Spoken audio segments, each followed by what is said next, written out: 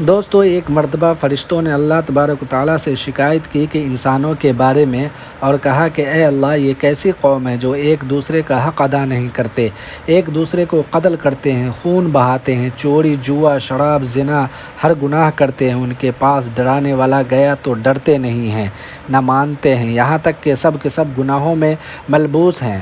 اس کے بعد اللہ تبارک و تعالیٰ نے فرشتوں کو مخاطب کیا اور کہا کہ وہ مجھ سے دور ہیں اور تم میرے قریب ہو، اس لیے وہ گناہوں میں ملبوس ہیں اور تم گناہ نہیں کرتے۔ اگر تمہیں بھی وہاں بھیج دیا جائے اور ان کی خواہشات تمہارے دل میں ڈال دی جائے تو تم بھی گناہوں میں ملبوس ہو جاؤ گے۔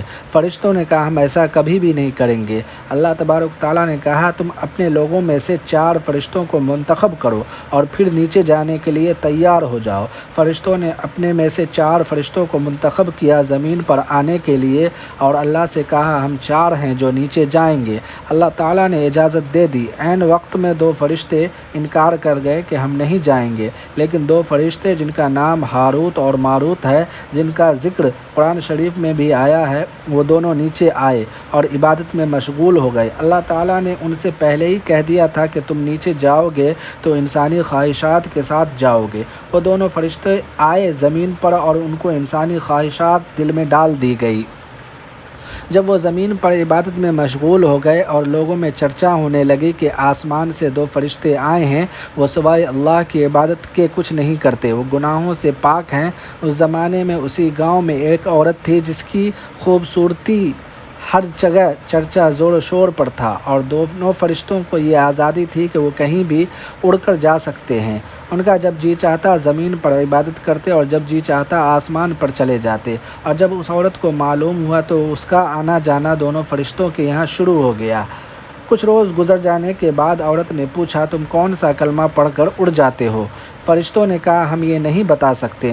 پھر وہ عورت دوسرے دن آئی اور یہی سوال کیا، فرشتوں نے پھر انکار کر دیا۔ کچھ روز کے بعد پھر آئی اور کہا تم مجھے کلمہ بتا دو گے تو میں تمہاری ہو جاؤں گی۔ اس پر فرشتے تیار ہو گئے، پہلے تم میرے پاس آؤ اس کے بعد بتائیں گے، لیکن وہ عورت وہاں سے چلی گئی۔ دوسرے دن پھر آئی، آج فرشتوں نے کہا تم میرے پاس آؤ میں کلمہ بتا دوں گا۔ آج پھر وہ عورت چلی گئی۔ پھر کچھ اور دن کے بعد آئی اور کہا کہ اگر تم دونوں مجھے پانا چاہتے ہو تو 2 کام میرے لیے کرو، میں تمہاری ہو جاؤں گی۔ فرشتوں نے کہا کیا کام ہے؟ عورت نے کہا تم شراب پی لو یا کسی کو قتل کر دو۔ دونوں فرشتوں نے انکار کر دیا کہ یہ دونوں کام ہم نہیں کریں گے۔ پھر عورت نے ایک چال چلی اور کہا ان دونوں کاموں میں سے کوئی ایک کام کرو۔ فرشتوں نے یہ منتخب کیا کہ شراب پی لی جائے، اس میں کم گناہ ہے۔ دونوں فرشتے نے مان گئے شراب پینے کو۔ جب دونوں فرشتوں نے شراب پیا اور جب نشہ چڑھا تو عورت نے کسی آدمی کو قتل کرنے کو کہا، تو نشے میں دونوں فرشتے اس آدمی کا قتل کر دیا۔ اب وہ کلمہ بتاؤ۔ اس عورت نے کہا جس کو پڑھ کر تم اڑ جاتے ہو تو میں تمہارے پاس آ جاؤں گی۔ فرشتوں نے نشے میں وہ کلمہ بتا دیا۔ وہ کلمہ پڑھ کر وہ عورت اڑ گئی آسمان پر، اور کہا گیا ہے کہ اس کا نام زہرہ تھا۔ وہ ایک ستارہ بن گئی اور زہرہ ستارہ کے نام سے مشہور ہو گئی، لیکن یہ بات قابل قبول نہیں ہے، کسی نے ایسے ہی لکھ دیا ہے۔ بہرحال جب فرشتوں کا یہ نشہ ختم ہوا، شراب کو کم گناہ والی چیز سمجھ کر پیا تھا، لیکن نشے میں انہوں نے قتل کیا، وہ کلمہ بھی بتا دیا، تینوں گناہ کیے۔ اللہ سے معافی مانگنے لگے۔ اللہ نے کہا گناہ تم دونوں نے کی ہے، اس کی سزا ملے گی، لیکن تمہارے لیے ایک چھوٹ ہے۔ اگر تم دنیا کی عذاب کو پسند کرتے ہو تو دنیا میں ہی تمہیں عذاب دی جائے گی اور آخرت میں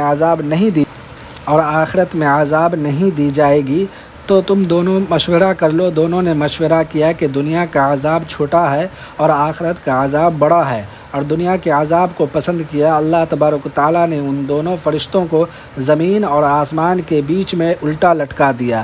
یہ ہے ان کا عذاب، اور آخرت میں ان کو کوئی عذاب نہیں ہوگا، اور اللہ بہتر جانتا ہے۔ اس واقعہ کے بارے میں اللہ بہتر جانتا